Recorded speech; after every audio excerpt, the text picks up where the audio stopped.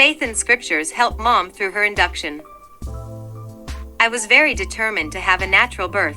I didn't want any drugs because I wanted to breastfeed my baby. Unfortunately, I found out I had Group B strep infection, so there was a chance I could pass it on to my baby during delivery. Because of this, I would need to be on antibiotics as soon as my water broke. I was heartbroken but decided to not let it affect me. I'm a very religious person, and I kept in mind the verse Jeremiah 29 verse 11, "For I know the plans I have for you, declares the Lord, plans for welfare and not for evil, to give you a future and a hope." That verse gave me the faith that everything would be okay and I just had to relax. We had had a busy 2 weeks prior to my delivery trying to get our house ready. We couldn't do it early in the pregnancy due to the lack of time in our schedules.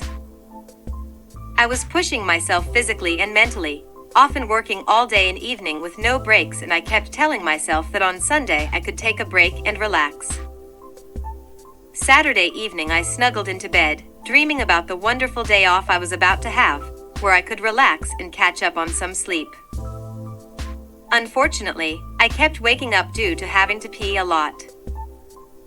When I went to the bathroom, I had an excessive amount of fluid. I figured it was from the suppositories my doctor was having me take to replace healthy bacteria in the vaginal canal. I was leaking a lot that night, and it made things a bit uncomfortable. In the morning when I got up again to go to the bathroom, I had a bloody show. My doctor's office was not open yet, so I phoned my mother-in-law to ask her about it. She told me that our baby could come in the next few days, so I was relieved. She wanted me to phone the hospital though, to make sure they didn't want to check to see if my water had broken since I wasn't sure. I went in for an emergency appointment for them to check me, and I found out that water had broken. That meant I had to stay at the hospital and my bag wasn't even packed yet. Since my water had broken already, they wanted to start me on antibiotics right away, so I had to drag an IV around the hospital for a while. Then they induced me since the baby couldn't be exposed for too long, and my contractions were so small that I didn't really even have a clue that I was having contractions. When they induced me, the contractions got worse. To keep me upbeat, I had my Christian music playing while bouncing on a birthing ball. The songs I was listening to had great lyrics, which kept me happy and energized. Then when my active labor started, I kicked everyone else out of the room, and just had my husband and my best friend there.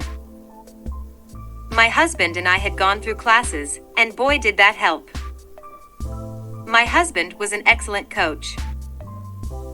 In fact, he was doing his job so well that he didn't think that I needed him that much, and started getting into conversations with the nurses. Until I had to scream help, then he understood that I was only making it look easy because of the job he was doing. My friend was great too. In fact, the nurses all asked if she was a doula, and she had never taken any training before. She would rub my feet and legs, could read me like a book, and have things ready as if on cue. They made a great team. At one point, when the nurses switched out and then in again, the one nurse realized that the other nurse had left the inducing machine on. My body had already taken over, so I was having contraction upon contraction, with no break in between, which is hard not only on me, but the uterus as well.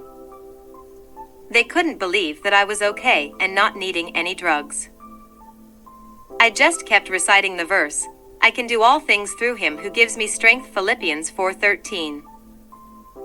When I was pushing, and just felt like I couldn't push anymore, during the rest period before the next push, I sang a song to Jesus, and then could push more.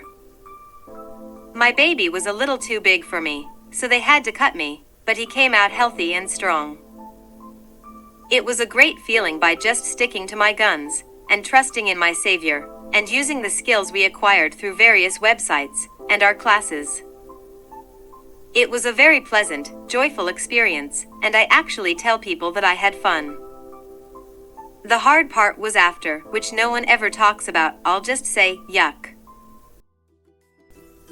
Thanks for watching. If you enjoyed this story, make sure to hit like below and subscribe for more birth stories.